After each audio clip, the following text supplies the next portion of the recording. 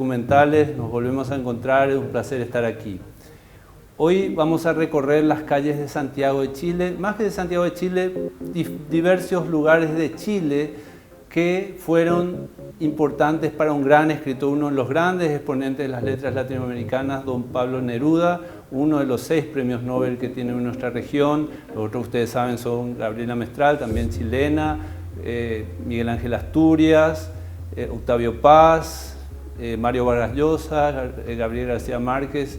Uno de estos grandes exponentes de las letras latinoamericanas fue Pablo Neruda, también está que debió recibir el Nobel y no lo recibió, como fue Jorge Luis Borges. Parte del bagaje importantísimo que tienen las letras latinoamericanas para el conjunto de la literatura universal. Pablo Neruda fue, si lo ubicamos, ya estuvimos hablando de esto en estos programas. Él nació a fines del siglo pasado, a fines del siglo XIX, murió en los años 70, pero lo podemos ubicar dentro de lo que llamamos la vanguardia, o quizás en la generación intermedia que después se convirtió en el boom latinoamericano. Don Fernando Savater nos hará recorrer sus lugares. Era un hombre muy jovial, un hombre que le gustaba tener amigos, que le gustaba la buena comida, que le gustaban los lugares, así que creo que van a disfrutar mucho este programa viendo dónde él desarrollaba su vida y su actividad intelectual en Santiago de Chile y otros lugares del país trasandino y hermano. Así que espero que lo disfruten, los invito a acompañarnos.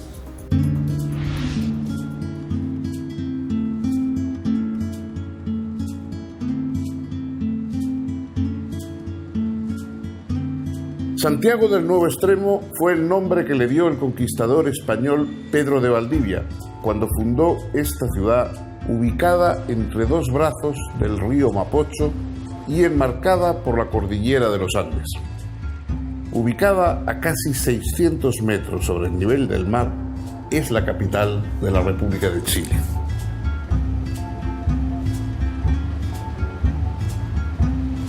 Hoy, Santiago es una moderna ciudad que afrontó a lo largo de su historia el desafío de varios terremotos que obligaron a sus habitantes a mostrar su temple para salir adelante. Los santiaguinos se enorgullecen tanto de sus tradiciones como de su vida cosmopolita, y sus calles son escenario de una agitada movida gastronómica y comercial.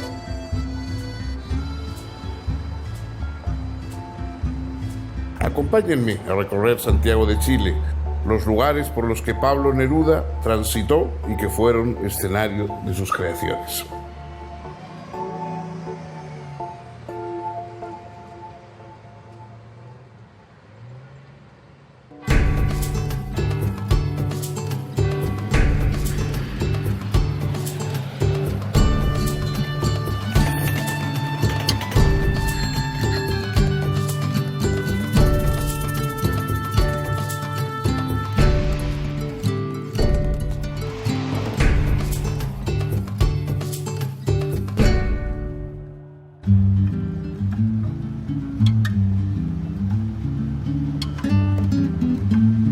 Neruda nació el 12 de julio de 1904 en Parral, al sur de Chile, pero su niñez transcurrió en Temuco.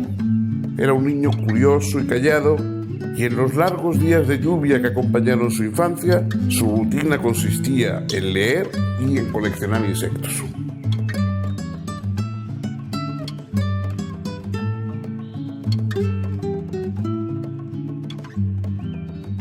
Cuando el jovencísimo adolescente, aún Pablo Neruda, vino a Santiago, vino con 16 años a una pensión aquí en la calle Maruri, una pensión absolutamente popular, muy económica. Evidentemente no tenía dinero, su padre no veía con buenos ojos sus gustos poéticos.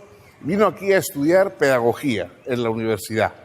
Y en la pensión esta del 513 de Maruri pasó sus primeros meses, sus primeros 2 años aquí en Santiago, y mientras lo importante es que escribió sus primeros poemas. El Crepusculario, el famoso primer libro de poemas de Neruda, todavía muy modernista, muy influido por el modernismo, etcétera, fue escrito aquí. Dios ¿de dónde sacaste para encender el cielo este maravilloso crepúsculo de cobre? Por él supe llenarme de alegría de nuevo, y la mala mirada supe tornarla noble. Entre las llamaradas amarillas y verdes se alumbró el lampadario de un sol desconocido, que rajó las azules llanuras del oeste y volcó en las montañas sus fuentes y sus ríos. Años después escribiría en su Oda a la envidia: me desangré mudándome de casa. Todo estaba repleto. Hasta el aire tenía olor a gente triste. En las pensiones se caía el papel de las paredes. Escribí solo para no morirme.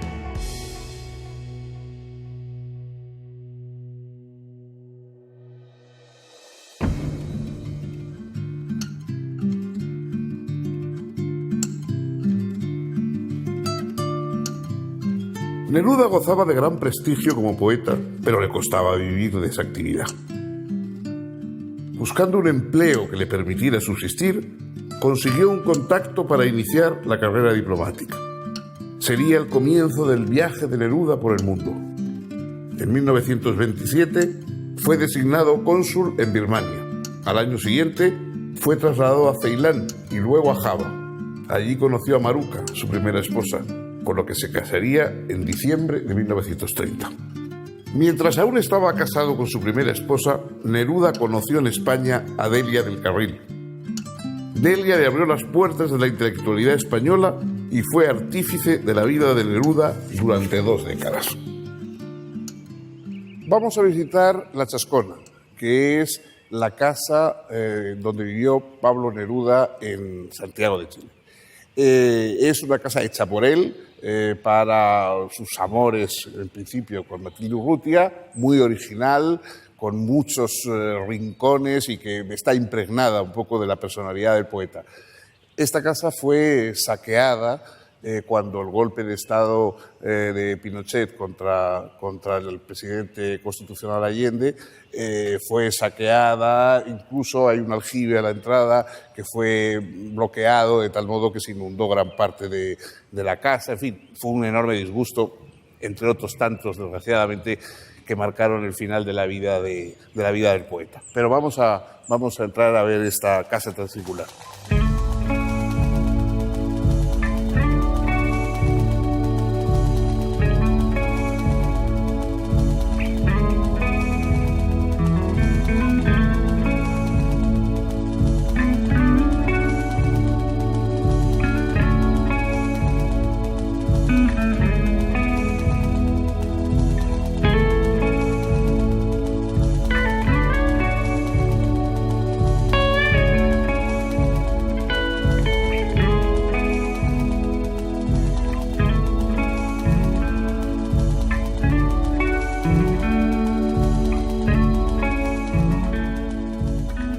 Esta es la biblioteca de La Chascona. Es lo último que se incorporó a la casa cuando Pablo Neruda se vino a vivir a ella. En principio vivió solo Matilde Urrutia y después, cuando ya él se vino a vivir con ella, entonces se hizo una serie de ampliaciones de la casa y esta quizás sea la más destacada, la sala de estar, biblioteca. Se guardan libros, los inevitables retratos de Walt Whitman, el gran ídolo poético, y de otros autores, y aquí una vitrina con los méritos, con los premios que obtuvo, entre ellos, naturalmente, en el centro, destacadamente, el Premio Nobel de Literatura. Es un lugar muy acogedor, lógicamente para leer, para estar pasando los ratos invernales junto al fuego, y es el remate de esta casa tan singular.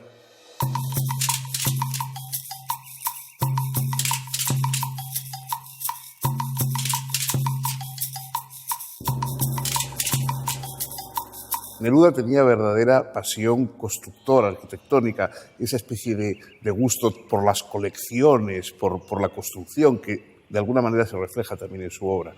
Esta casa, lo mismo que la de Isla Negra, estuvieron en principio diseñadas técnicamente por el arquitecto español exilado en Chile, Germán Rodríguez Arias. Pero el propio Germán Rodríguez Arias reconoce que las dos casas son fruto de la imaginación de Neruda, de la capacidad de invención, de la originalidad de composición, a veces muy modernas, ¿no?, de las casas de Neruda.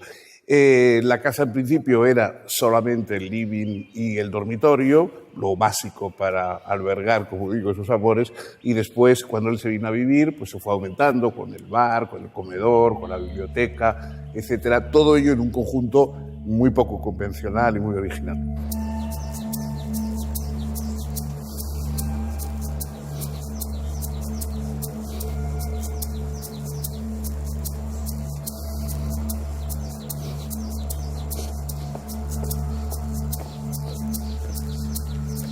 En rejas y en otros lugares de la casa se ve ese signo, la P y la M, que es naturalmente las iniciales de Pablo y Matilde, con la señal del mar, ¿verdad? Las ondas del mar pues, están ahí juntos, digamos, como bañándose en el mar.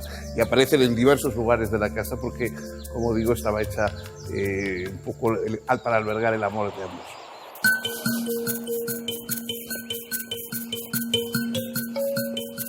Matilde, nombre de planta o piedra o vino, de lo que nace de la tierra y dura, palabra en cuyo crecimiento amanece, en cuyo estío estalla la luz de los limones.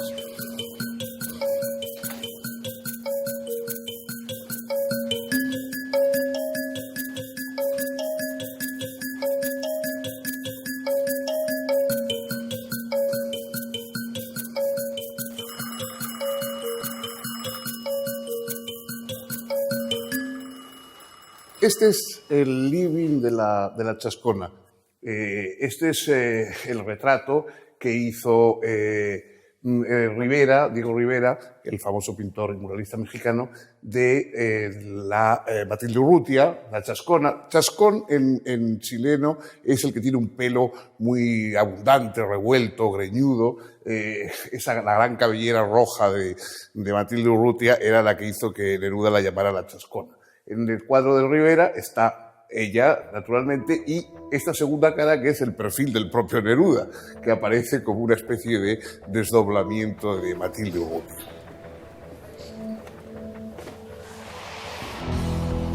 Amor, cuántos caminos hasta llegar a un beso, qué soledad errante hasta tu compañía. Siguen los trenes solo, rodando por la lluvia.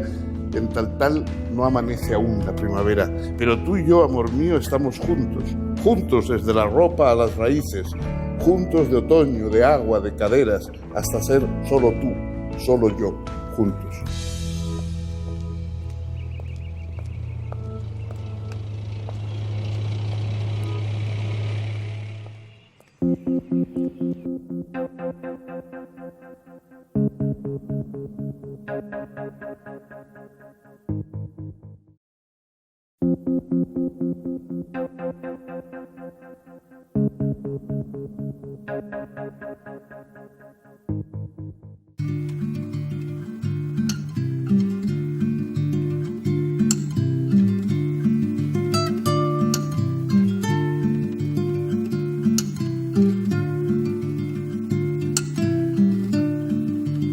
El barrio de Bellavista, el actual barrio de Bellavista, antes era la chimba, es decir, un poco el barrio de mala vida, por decirlo de alguna forma, de diversión, de lupanares, etcétera, etcétera. Aquí venía la sociedad, digamos, del otro lado del río Mapocho, venían aquí a echar una cana al aire, como decimos en España. Poco a poco se ha ido transformando en un sitio de restaurantes, en lugares de moda, hay varias galerías de arte, ha sufrido una evolución parecida en el antes y en el ahora a, por ejemplo, el barrio de Palermo en Buenos Aires.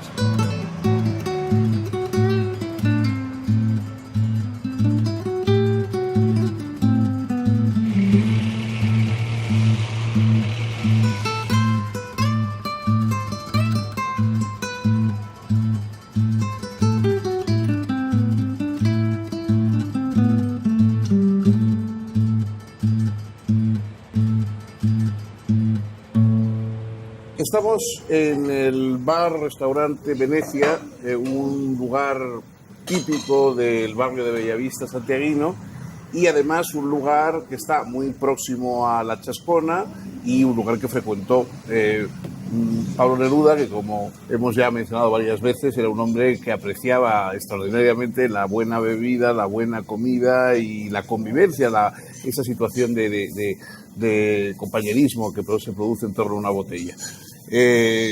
Bueno, yo naturalmente quisiera preguntarle cómo son sus recuerdos, cuál era la relación de este local con Pablo Neruda.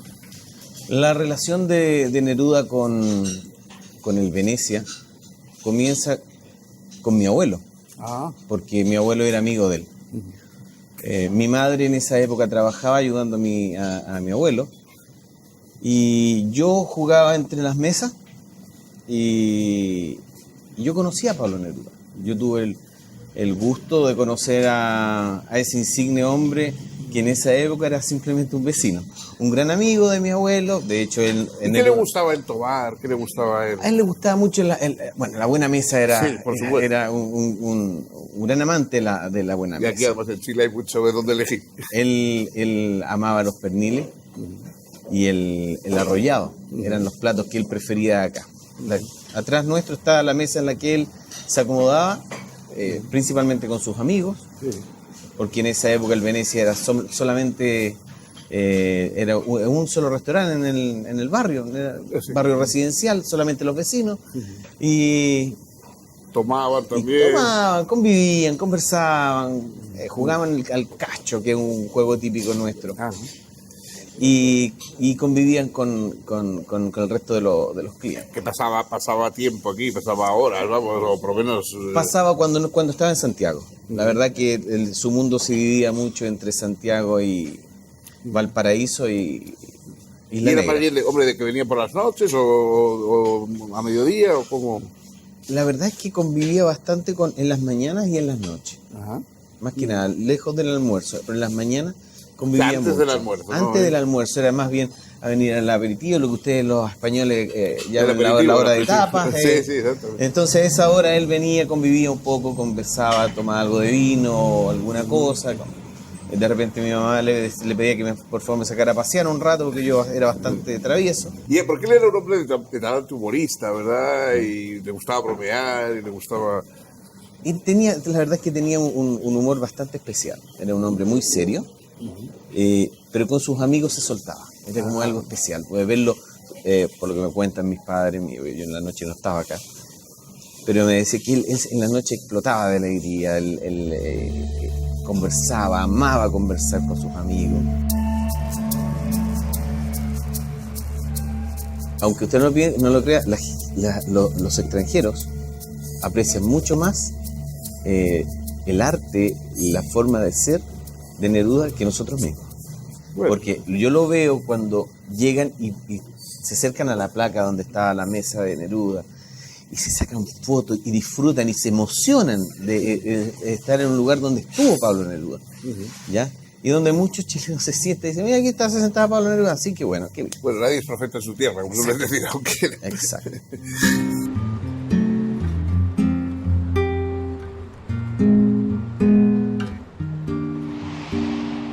Neruda se enorgullecía de su gestión para que en 1939 anclara en Valparaíso el buque Winnipeg, cargado con 2.000 refugiados españoles que huían de la guerra y de la persecución franquista.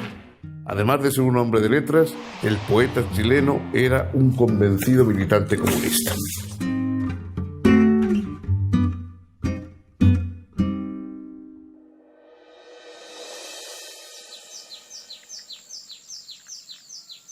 Para conocer la opinión de personas que trataron y por supuesto que vivieron en la época, en los años en que la figura de Neruda era de una enorme influencia, de un enorme peso en Chile y en toda América Latina, tenemos la suerte de estar hoy aquí con Miguel Litín, cineasta, guionista, novelista, y que además trató abundantemente a Neruda, ¿verdad? Sí, tuve esa suerte. Que ibas por allí, por Isla Negra. Sí, tuve la suerte de que desde muy joven conocí al poeta y tuve la posibilidad de visitarlo. ¿Le conociste en su cómo? casa. ¿Cómo fue el...? Bueno, hubo una gran premiación. Premiaban a los mejores del año. Y yo era un estudiante de teatro y mi obra fue premiada. Y el que me dio, me entregó fue Neruda. Entonces en el momento de abrazarlo y él que me felicitaba, le dije, por favor, necesito verlo. Quiero que me reciba en su casa. Y me dijo, vaya a las 6 de la mañana, me dijo, a la casa de Marqués de la Plata y allí lo espero. Así que yo que nunca... La casa de Marqués de la Plata es aquí en Sí, claro, aquí en Santiago. Y yo que nunca he sido muy bueno, ni siquiera cuando era jovencito para levantarme en las mañanas. Bueno, pasé toda esa noche prácticamente despierto. Y llegué a las 6 allí, y ahí estaba él, muy puntual. Y me hizo un recorrido por la casa. Y me dijo algo, Fernando, que siempre me quedó en la memoria. Y me decía cada cierto tiempo, me decía, porque usted sabe, joven, me decía, que yo soy el único escritor profesional que hay en Chile. Entonces yo hasta hoy día no sé cómo interpretarlo. Bueno, yo creo que quiere decir que podía vivir de lo que escribía, ¿no? Claro, me iba mostrando las cosas y decía, esto lo recogí en el norte, donde pasó Recabar, el gran líder obrero chileno. Aquí estuve con Elías Laferte. Y hacía como un recorrido por su poesía, y al mismo, muy generoso, ¿no? Y al mismo tiempo por su casa, que a mí me parecía un laberinto maravilloso donde yo me hubiese querido perder para siempre. Porque todas las casas realmente de él eran como prolongaciones de su personalidad y de su creatividad, ¿no? Y de las distintas épocas en que había escrito su poesía. Entonces, la casa de Santiago y ese recorrido primero que hizo, que tuvo la bondad de hacer conmigo, tenía mucho que ver con el canto general. Con esta época de su poesía más comprometida, del norte, de alturas de Machu Picchu, de toda esa época de Neruda, que es imprescindible en toda la poesía de América y la poesía... Y también a Isla Negra también fuiste con Sí, asiduidad. yo iba constantemente a Isla Negra, sobre todo en el último tiempo, porque estábamos escribiendo textos para hacer un filme que era la continuación del Canto General a Chile.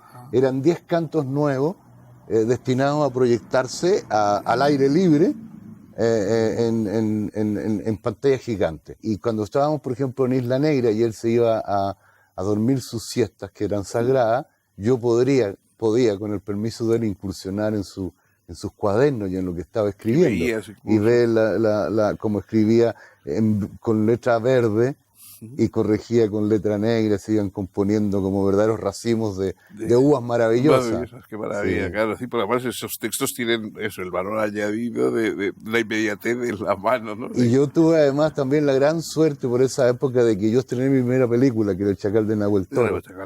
Entonces él me llamó y estábamos bajo una aquí en Santiago, en el otoño, fue estrenada en mayo, bajo una mesita de madera, una mesita campesina, él y yo. Y comenzó a hablarme del Chacal y de la película, de lo que él le había parecido. Y mientras eso ocurría, mágicamente empiezan a caer, muy nerudiano todo, las hojas de otoño que empezaban a cubrir. Y yo no daba crédito a lo que estaba escuchando porque... Efectos especiales. Absolutamente. ¿Qué relación tenía él, por ejemplo, con el cine, con las artes, lo que hoy se llaman audiovisuales? O sea, ¿solo lo tenía por relación contigo o realmente él era un aficionado al cine? No, él era muy aficionado y él había hecho algunas películas y algunos reportajes. Y normalmente no tenían mucha calidad porque terminaban siempre con él diciendo: este es un trozo de la poesía chilena y este es un buen vaso. Me acuerdo de una de ellas que era uruguaya. y un buen vaso de vino chileno. Salud, decía el público. Entonces, no era muy... Sí, era más expresivo que... No era muy afortunada realmente sus películas, pero tenían un valor. Yo las ando buscando para conservar. Claro. Y gustos cinematográficos, aficiones a directores, a tipos de películas, etcétera. ¿Cuál es el Él gustaba mucho de la Nouvelle Vague francesa. Ajá. Sí, sí. Hay una cosa que, claro, siempre, y es inevitable, hablando de Neruda, de un tipo de poesía comprometida, que quizá incluso pues a veces vemos como un arte que hoy es más distante para nosotros. Siempre la pregunta es hasta qué punto el compromiso político puede alterar o rebajar una condición estética por el deseo de ser expresivo, de ser claro. En fin, o hasta qué punto, más bien, en cambio, es una obligación, como tú has hecho también, arte comprometido, y en ese mismo sentido, ¿cómo es hoy, mirando un poco hacia atrás? Este es un gran conflicto, ¿eh? Es un gran conflicto, donde comienzan las obligaciones del ciudadano, o donde terminan y donde comienza la creación. Y verdaderamente sobre todo aparte de todo lo demás, por el problema luego de valoración, porque claro, hay personas que valoran a Neruda a favor o en contra por el compromiso político y a veces olvidan que lo que era un artista de la palabra y de la expresión, muy comprometido, pero que el juicio por su toma de partido político termina viciando la interpretación de su obra, ¿no? No, yo pienso que hay un primer nivel de poesía política de Neruda que francamente no significa nada. Hay poemas al partido, sí. Hay poemas en contra de algunos candidatos presidenciales, hay cosas que yo hubiese preferido no conocer. O sea, eso está muy claro. Hay otro nivel del compromiso de él en que, claro, es un compromiso poético y humano, en la cual a veces se desliza algo que podría no ser tan puro del punto de vista poético, pero en general se mantiene el gran nivel en la cual la palabra, en la cual el verbo, en la cual la expresión es lo importante. Por ejemplo, en ¿cómo calificar Alturas de Machu Picchu?, que pienso yo que es uno de los más grandes poemas de la lengua española, ¿no? Él llama al esclavo, le dice, levántate, dice, ven, sube a nacer conmigo, hermano. Dame la mano desde la raíz de lo más profundo de la raíz de Siminá. Dime, aquí estoy, aquí viví, aquí construí. Bueno, es un gran poema épico, claro. Pero hay un compromiso con el hombre y con la historia, sin duda. Sí, sí. Él dice, Machu Picchu dice, devuélveme al esclavo que enterraste. Decirme, aquí fui castigado porque la piedra no brilló o porque no creció el trigo. No, hay una reivindicación, sin duda. Hombre, sobre todo en una obra tan torrencial como la de Neruda, porque sí, si Neruda hubiera escrito unas cuantos poemas, pues se le podría exigir la perfección en todos, pero claro, con una obra tan amplia es eso, lógico que haya obras de circunstancias, que habrá un poco de cumplido, digamos, ¿no? Además que hay que tomar en cuenta que la generación de Neruda vio la posibilidad de lo que llamamos nosotros lo que se llamó el socialismo real, ya la Unión Soviética, como una posibilidad del paraíso y la felicidad para el hombre. Hoy día lo vemos y aparece completamente ingenuo. Miramos hacia atrás. Claro, miramos y decimos, pero no fue ni paraíso, ni fue nada, y todo se derrumbó sin que se disparara un solo petardo, realmente, ¿no? O sea, porque las bases mismas estaban carcomidas. Bueno, pero en Neruda esto era casi un tema sí, él cantaba más la esperanza que la realidad, ¿no? Sin duda, claro que sí. Ahora, hay cosas que los que no gustan ni aman de su poesía no le perdonarán nunca, como el canto a Stalingrado.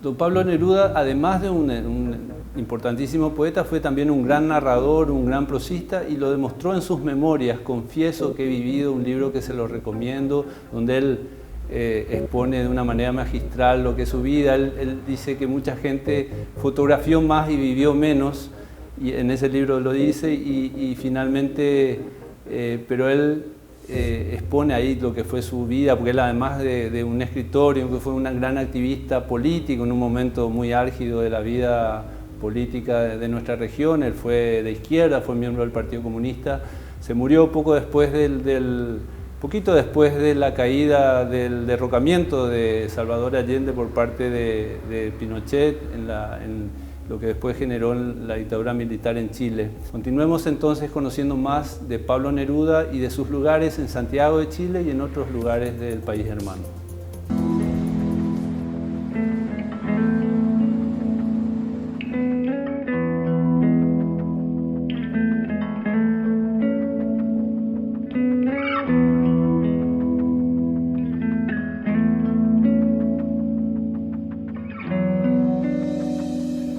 Como siempre, procuramos visitar una librería en cada uno de nuestros lugares congenio.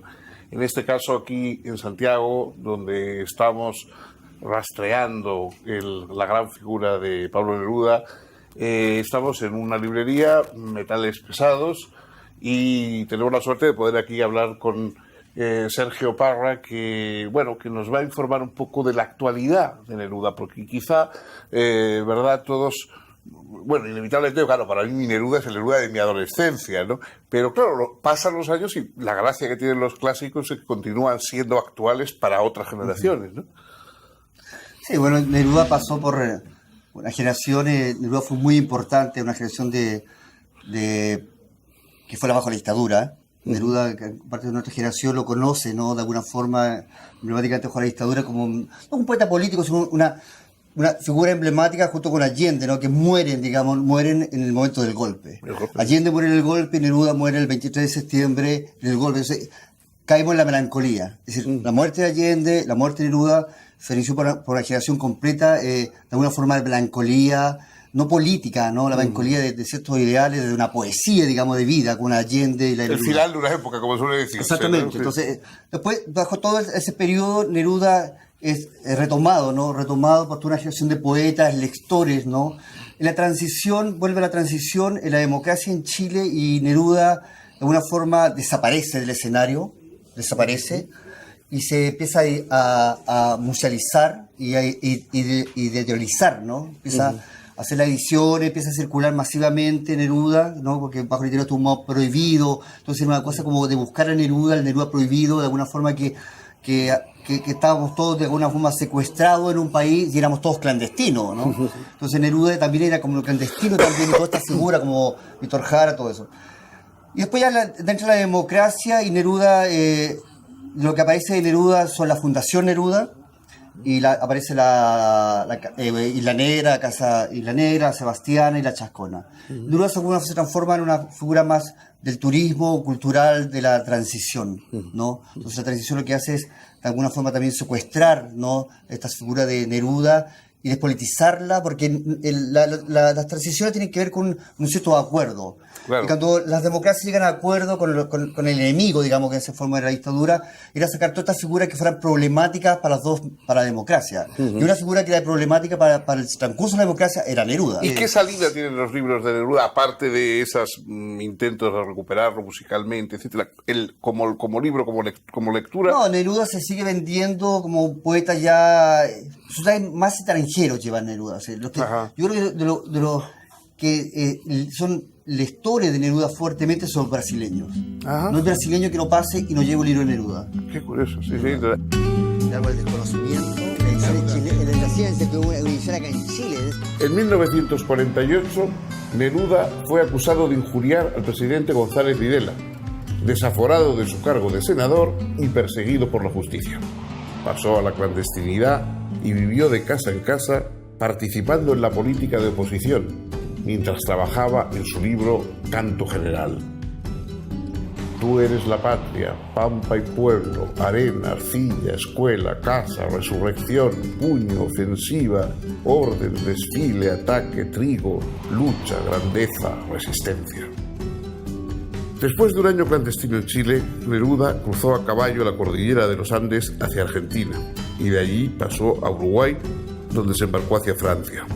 Pasarían algo más de 3 años hasta que pudiera regresar a Santiago.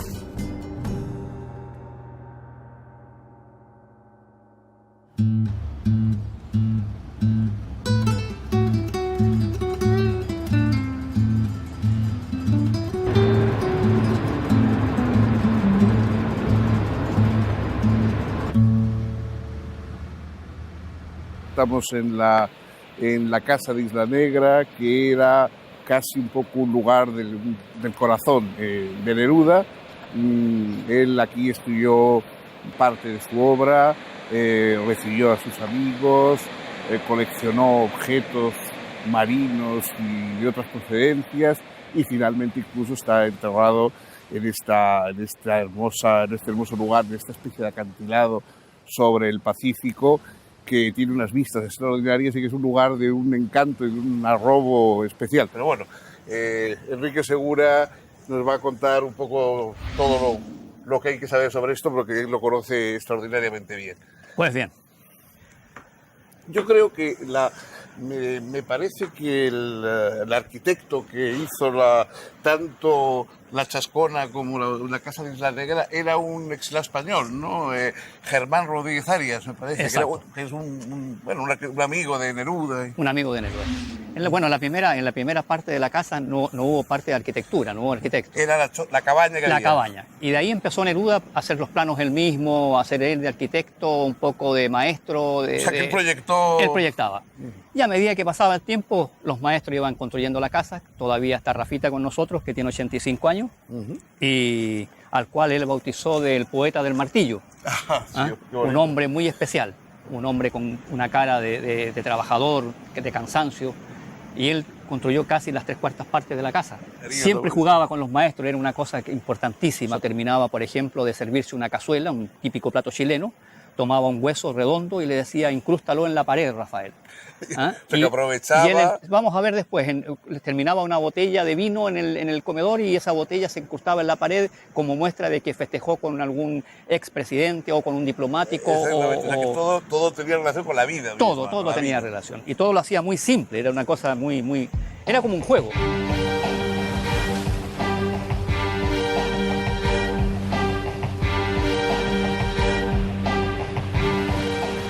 Vamos entonces a ver la famosa campana y el barco, porque son lugares que verdaderamente se le quedan a uno en la cabeza, no se borran. Esta locomotora, bueno, en cierta medida algo tendrá que ver con que el padre de Neruda era un ferroviario y conducía una locomotora, pero además también tiene otro significado, ¿no? Claro, yo creo que también, bueno, él cuenta, dice que era por Whitman, era admirador de, entonces nace esto de qué sé yo. Y como su padre era maquinista de ferroviario, entonces trae esto de un aserradero aquí cercano, de un pueblito chico del Tao, y hacía su broma. Le colocaba serrín húmedo y le hacía humear con sus amigos aquí, 20 o 30 personas los días sábados, y le decía que funcionaba. Y no funcionaba, así era una broma de... Era claro, ¿no? Era siempre con sus juegos infantiles. Sí, porque Whitman efectivamente tiene cantos a la máquina de vapor y en fin, eso.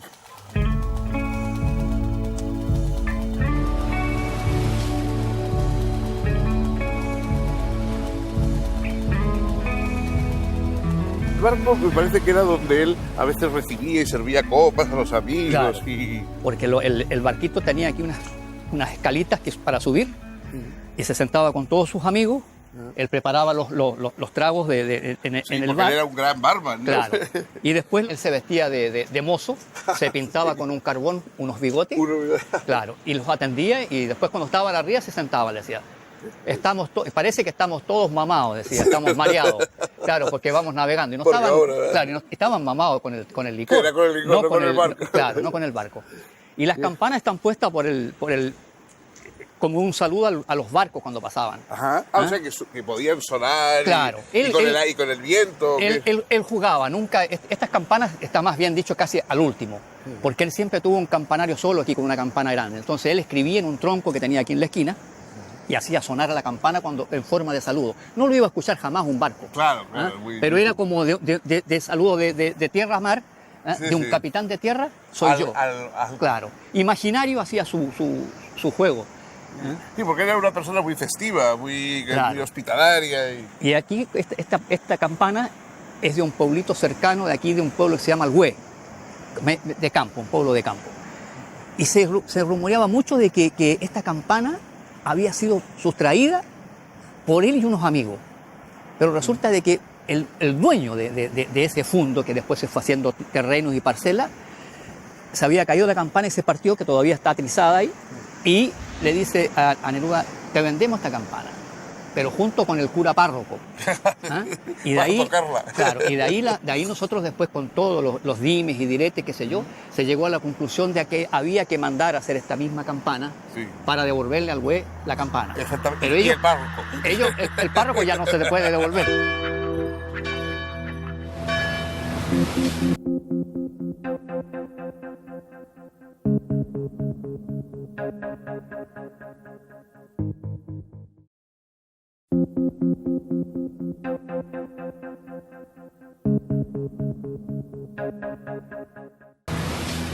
Y aquí entonces está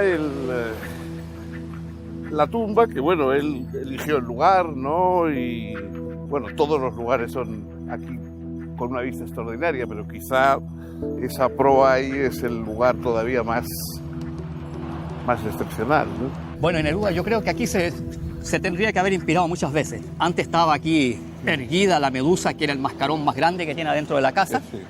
Tuvo muchos años, se entró, aquí está. claro, se entró en el año 64 y la gente oriunda de aquí, que eran mis familiares, muchos sin saber leer, pensaban que era una santa y le colocaban tarde, mal y nunca una vela a veces, encendida, creía para rendirle una especie, claro.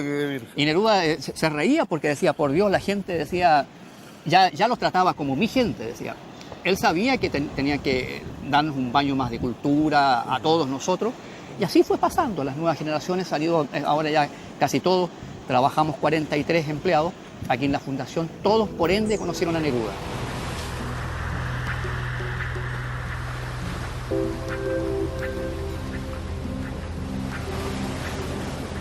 Si miramos de aquí la cabaña chica, Sí. esa tiene hoy, hasta hoy en día, yo voy a cumplir 60, tiene 64 años. Ajá. Y en esa cabaña Neruda se inspiraba y escribió varios libros. Dentro de la cabaña. Dentro de la cabaña.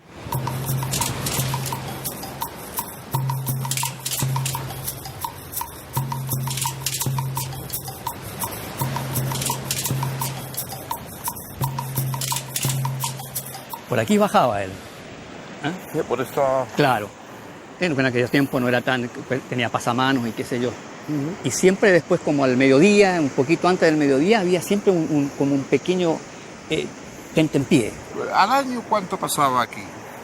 De los 365 días, yo creo que más de 320. O sea que Salvo, el claro, grueso del año lo pasaba aquí. Aquí, sí, Santiago era muy poco y Valparaíso igual.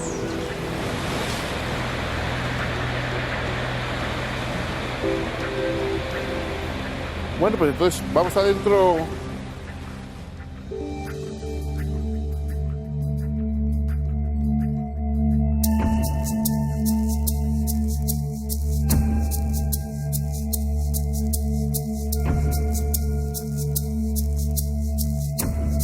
Y aquí está el living con las famosas los mascarones de proa, ¿no?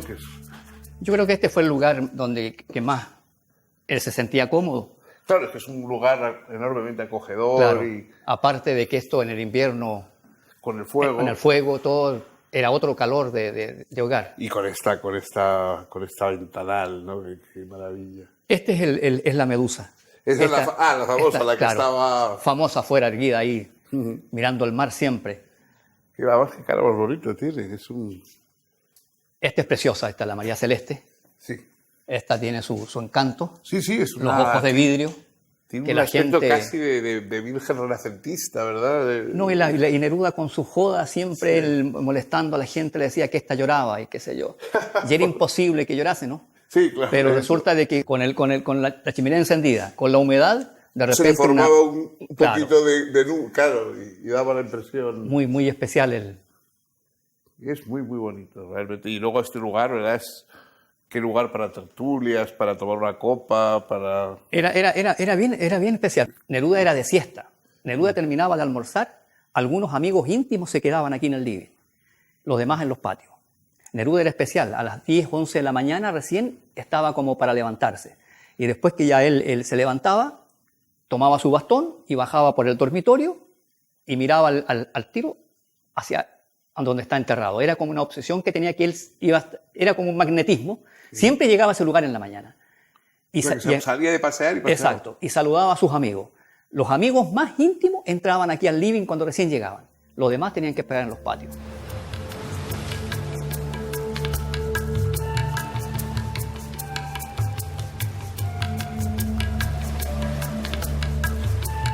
Bueno, pues entonces la otra ubicación el era dormitorio. La del dormitorio, ¿verdad? Sí. Aquí vamos a subir, hay que tener cuidado aquí.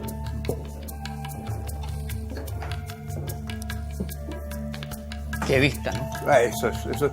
Pensar sobre todo, además la cosa, el capricho de verlo desde la cama, ¿no? Pero debe haber sido triste los días previos a lo que sucedió, ese pasado oscuro que nos molestó a casi todos los chilenos. Estar aquí postrado en cama, con una enfermedad casi terminal, y que se entere, por ejemplo, al tercer día, porque ni siquiera el día 11, sino que como el día 14, 15, porque se ve incómodo que no estaba la radio ni llegaba el diario del día, la prensa para poder leer, y hasta que Matilde no puede seguir ocultando, le dice: Pablo, hubo golpe de Estado. ¿Pero cómo? Le dice: no puede ser. Lo primero que llama al chofer, para que el chofer le dice: tú te vas a cuidar, para que no seas un desaparecido. Y el chofer aún vive, está en San Antonio. Y era un hombre puesto políticamente. Con el exterior, ¿qué comunicación? ¿Tenía teléfono aquí? Tenía teléfono. Tenía teléfono que está aquí todavía. Pero este ya no está la conexión. Pero bueno, pero este era es el dedito mágico. Y entonces él recibía periódicos, radio... Exacto. Y ahí se entera de lo sucedido y empieza la otra parte, como una especie de angustia y de dolor. Porque ya no era lo mismo. Era su amigo que sabía... Porque él murió, pero murió en Santiago.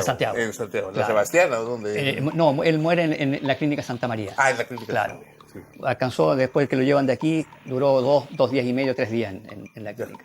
Y de ahí lo velan después en Santiago, en la Chascona.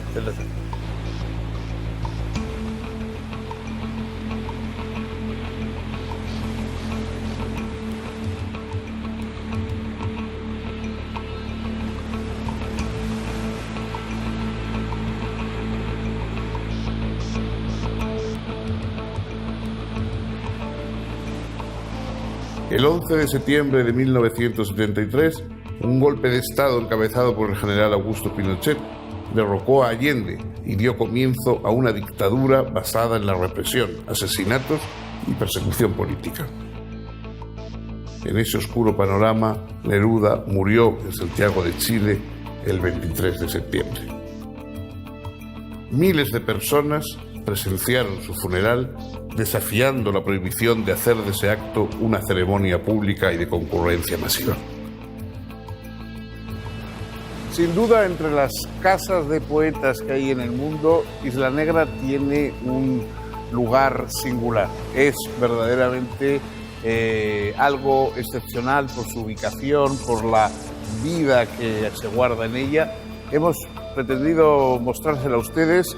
Con esto nos despedimos de este gran océano Pacífico, de el gran poeta también oceánico a su modo que fue Pablo Neruda, y nos embarcamos hacia un nuevo lugar congénero. Hemos llegado entonces así al final de este nuevo programa, este nuevo capítulo de Grandes Documentales. Espero que lo hayan disfrutado, que les haya resultado de interés, como les solemos decir. Les recuerdo que nos pueden escribir. Yo soy Armando Rivarola, soy jefe de redacción del diario ABC. Ahí verán mi correo electrónico, pueden escribirme sin ningún inconveniente. Es muy fácil, es arribarola@abc.com.py. Allí pueden hacernos críticas, comentarios, pueden contarnos anécdotas que después quizás las podamos compartir con el resto de la audiencia. Espero una vez más que las hayan pasado bien y que nos sigan acompañando en grandes documentales.